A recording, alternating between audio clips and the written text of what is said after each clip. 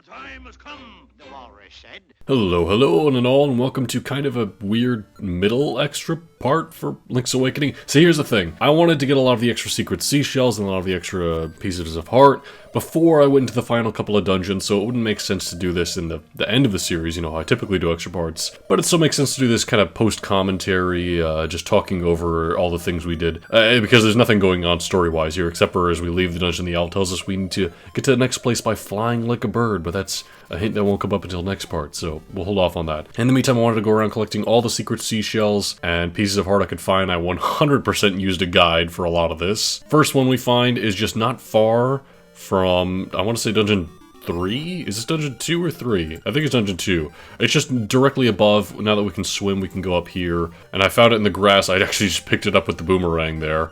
That was kind of accidental, but hey, I'll take it. Oh, speaking of the boomerang, we unfortunately do have to turn it in for a lot of secret seashells, mainly because a lot of secret seashells are found using the shovel. For example, in this cave we can bomb this wall, jump this gap, and end up here by this owl statue where we can dig up to find another secret seashell. Also, in this little pen here with the little chain chomp girly that we gave the bow to, there is a secret seashell if we dig in the bottom corner here. I found this one under a rock. I actually thought I already had this one. I must have gotten it in the test playthrough, but whoops. And the one last place I use the shovel is out past this bridge, where we can dig up another piece just near the corner.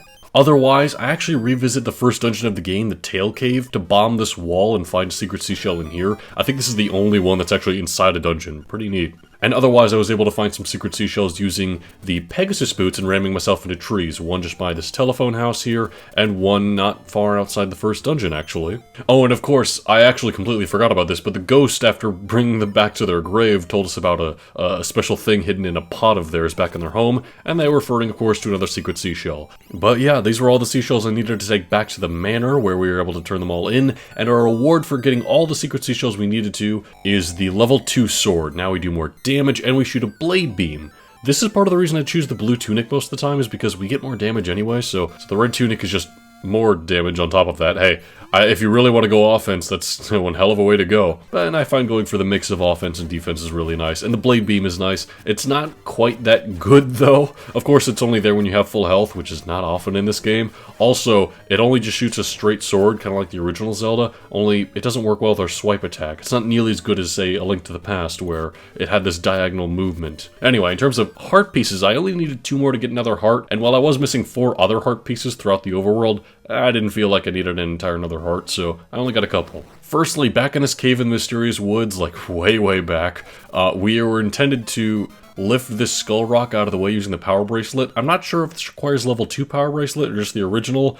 I think it might require level 2, but I could be wrong. Otherwise, I went down underground into this cave here, where I was able to use the hookshot to reach yet another heart piece, and voila. Now, last thing I wanted to do in this extra part was an item I had missed out on. You see, back in the Dream Shrine where we were rewarded all those rupees way earlier, there's actually something else there, and we were kind of alluded to this. I believe the owl may have told us, hey, there's something else in the Dream Shrine you need to get. And I just kind of ignored that, because I completely forgot about this item.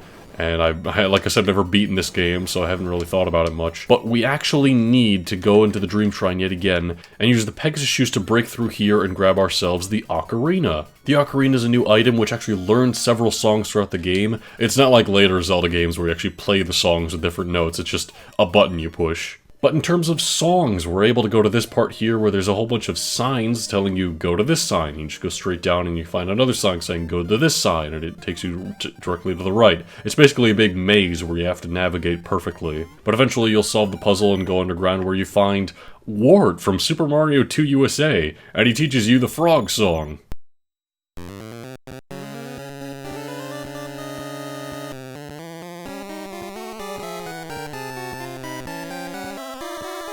That's interesting. Now, the frog song is said to bring life to certain beings.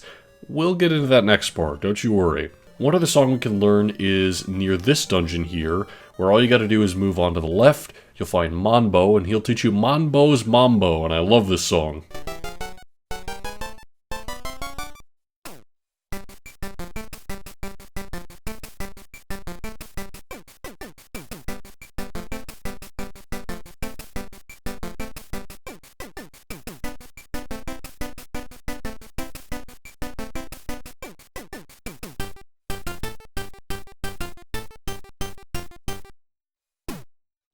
Okay, so these are clearly songs 2 and 3 for the ocarina, but what's the first one?